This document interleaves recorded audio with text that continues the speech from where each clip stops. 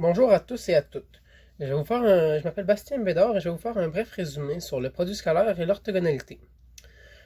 Pour commencer avec le produit scalaire, il y a deux façons de l'effectuer, tout dépendamment des données qui nous sont fournies dans le problème en question. Donc, on peut commencer par le faire avec les composantes, en se servant des composantes pour obtenir le résultat, ou en se servant de la norme et de l'angle qui est créé entre les deux vecteurs. On va commencer par faire un exemple avec les composantes. Dans ce cas-ci, soit un vecteur U de composantes 3, 4 et moins 1, et un vecteur V de composantes 6, moins 2 et 5. On va commencer par écrire notre équation. Dans ce cas-ci, on va chercher le produit scalaire entre U et V. Et on va donc pouvoir, pour ce faire, multiplier chacune des composantes correspondantes des deux vecteurs ensemble, puis additionner nos trois résultats. Donc on va y aller comme suit. X1 x1 fois le x2 plus le y1 et le y2 et le z1 et le z2. Donc en multipliant nos composantes respectives, on va pouvoir obtenir notre produit scalaire de 5. Donc par les composantes, nos vecteurs U et V nous donnent un produit scalaire de 5. Maintenant, en utilisant la norme et l'angle, je me suis servi des mêmes vecteurs, c'est encore le vecteur U et V. J'ai déterminé que la norme de U était de 5,1 unités et que la norme de V était de 8,06 unités. Donc, j'ai aussi pu déterminer que l'angle entre les deux vecteurs était de 83 degrés. Alors, on va sauter cette étape de calcul de l'angle. Vous savez probablement déjà comment le faire et on va gagner du temps de ce fait.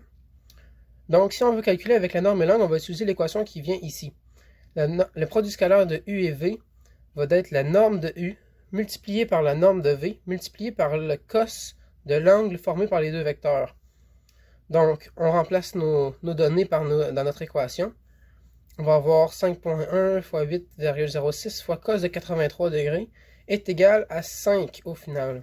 Donc on peut constater que nos deux méthodes nous ramènent au même résultat. Ce qui démontre que peu importe la méthode qu'on va utiliser, ça va toujours nous donner le produit scalaire des deux vecteurs. Donc ça va vraiment, le choix de la méthode va vraiment varier selon les données que vous allez avoir lors du problème ou les données que vous allez être le plus facilement capable de déterminer selon la situation. Donc ensuite, l'orthogonalité. L'orthogonalité, c'est une façon de déterminer si les vecteurs sont perpendiculaires ou pas. On va se servir du produit scalaire comme on vient d'utiliser pour ce faire. Donc, si le produit scalaire de deux vecteurs va être égal à 0, on va pouvoir conclure que nos deux vecteurs en question vont être perpendiculaires. Faisons un exemple. Soit le vecteur G de composante 6, moins 3 et moins 1, et le vecteur W de composante 2, 5 et moins 3. Donc, je l'ai fait de ce côté-ci avec les composantes comme vu précédemment.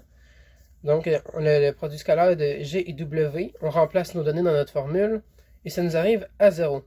Donc, on peut conclure que le vecteur G et le vecteur W sont donc perpendiculaires.